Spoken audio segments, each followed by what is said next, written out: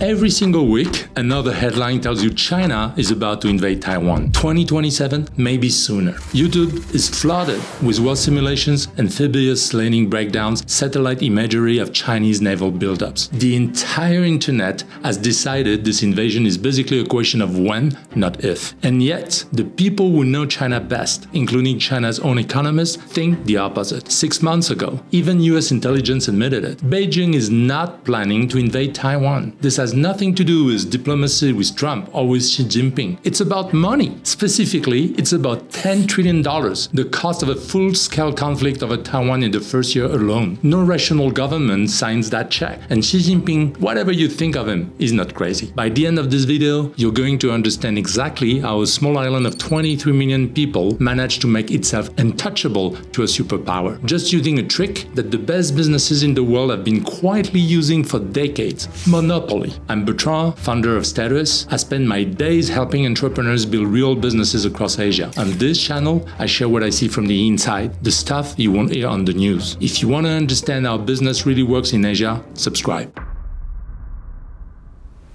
For Beijing, Taiwan is unfinished business. After the civil war in 1949, the losing side fled to the island and set up their own government. Mao stayed on the mainland. Chiang Kai-shek took Taiwan, and ever since, every Chinese leader has made the same promise: one day, we'll bring it back. Taiwan is the missing piece. It's emotional, it's historical, it's identity, which is exactly why it's so interesting. Because even with all that weight, the history, the pride, the mass still says no. Bloomberg Economics ran the calculation last year. A full-scale war over Taiwan cost the global economy $10.6 trillion in the first year alone. That's roughly 9.6% of global GDP, wiped out in 12 months. Bigger than the 2008 financial crisis, bigger than COVID. Actually, it's even bigger than both combined. In that scenario, China's own GDP drops 11% in year one. Nearly $2 trillion gone. Xi Jinping has staked his entire legacy on making China stronger. An invasion of Taiwan is the fastest way to make it weaker. And it gets worse for Beijing the more you look at it. China sells manufactured goods to the West. That's the engine of its economy. If the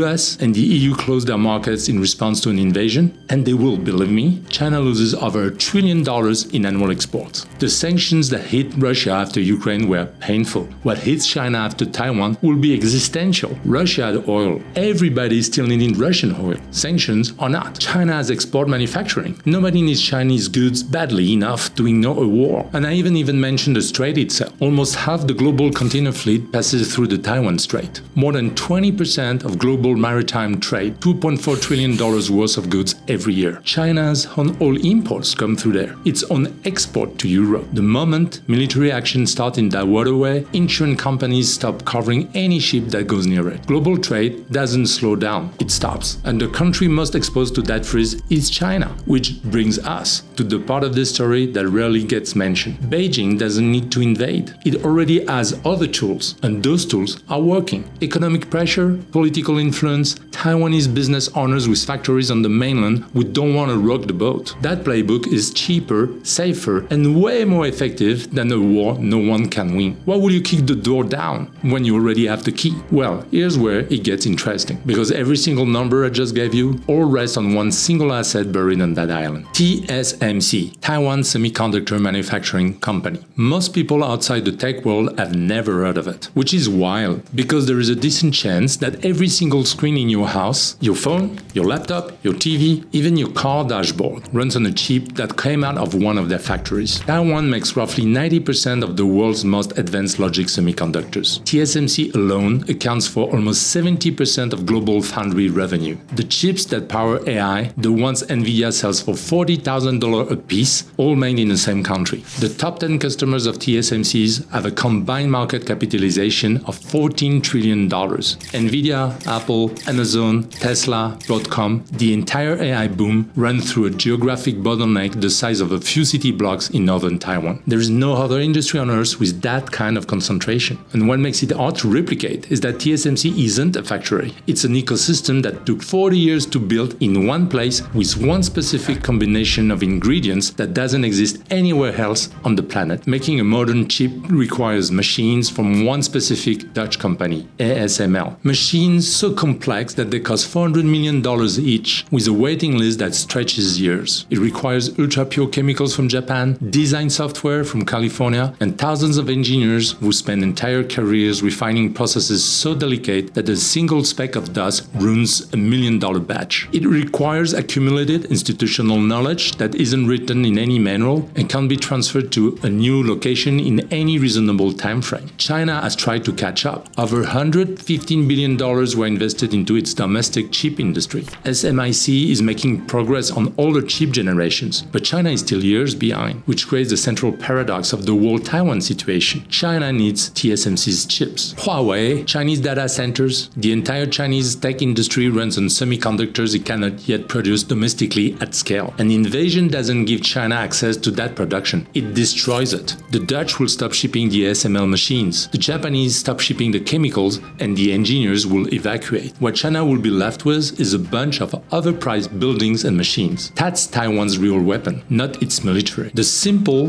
brutal economic fact that the asset everyone wants to control will cease to exist the moment anyone tries. This channel exists to explain how the world actually works, not the headline version. If that's useful to you, hit subscribe. So we've established that an invasion is almost impossible to justify. But almost doesn't mean never. If Taiwan becomes inaccessible, the results are worth knowing. Start with the obvious victims. Taiwan's economy gets decimated, down 40% in year one. That's not a recession, that's a country being erased economically. China loses 11% of its GDP despite being the one pulling the trigger. The US loses 6.6%. But here's where it gets interesting. The countries furthest from the fighting take some of the worst hits. The European Union loses nearly 11% of its GDP. Japan loses 14.7%. South Korea, a country not even directly involved in the conflict, loses 23% in a single year. For a country that didn't fire a single shot, it's a mess. The reason those numbers are so large is that the damage doesn't travel in straight lines, it cascades. The chips stop first, then the factories that need chips stops. Then, the industries supplying those factories slow down. Your phone is part of the chain. Your car is part of the chain. If you run any kind of business that touches physical products or technology, you're part of this chain too. Global smartphone sales fall as much as 80% once existing inventory runs out. Every Android phone using a Qualcomm or MediaTek chips faces the same problem. Those chips come from the same island.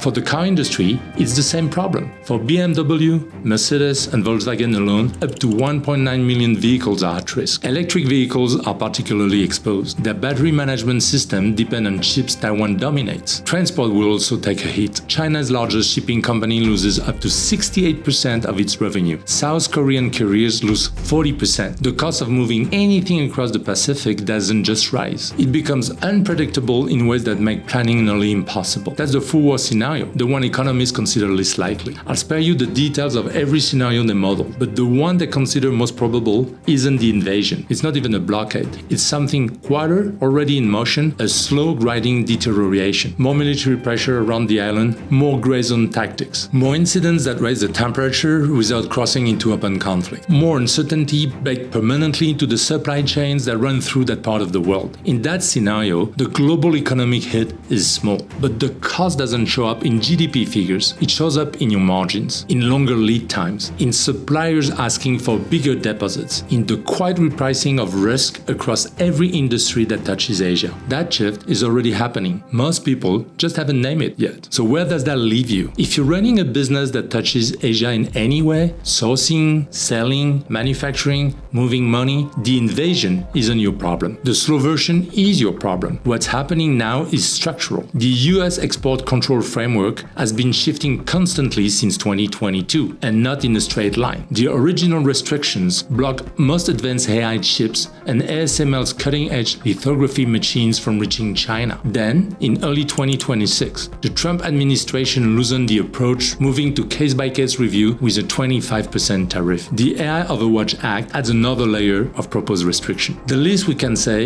is that none of this is settled. The rules are being rewritten in real time, sometimes quarter by quarter. For an entrepreneur, this changes a few things. Geographic diversification is now essential, not optional. That's what Statrys exists for. Business accounts and payments for international entrepreneurs operating in Asia. No complexity, no runaround. If you're building on this part of the world, the link is in the description. The $10 trillion scenario probably won't happen. The economists who've actually run the numbers agree on that. But the world where Taiwan is completely fine and nothing changes, that's not the scenario either. You don't have to be running a business to feel this. iPhones cost more than they did 3 years ago. New cars are taking 6, 8, sometimes 10 months to deliver. Half the electronics people want are either out of stock or quietly more expensive than last season. Nobody explains why. Taiwan is part of that answer. It just never gets named. That's the actual transmission mechanism. Supply chains, shipping costs, product availability, inflation in categories that seem completely unrelated to anything happening in the Taiwan Strait. The connection is real. It's just invisible until you know where to look. If this video changed how you think about what's happening in Asia, there's more coming soon. Subscribe and you won't miss the next one. Thank you for watching.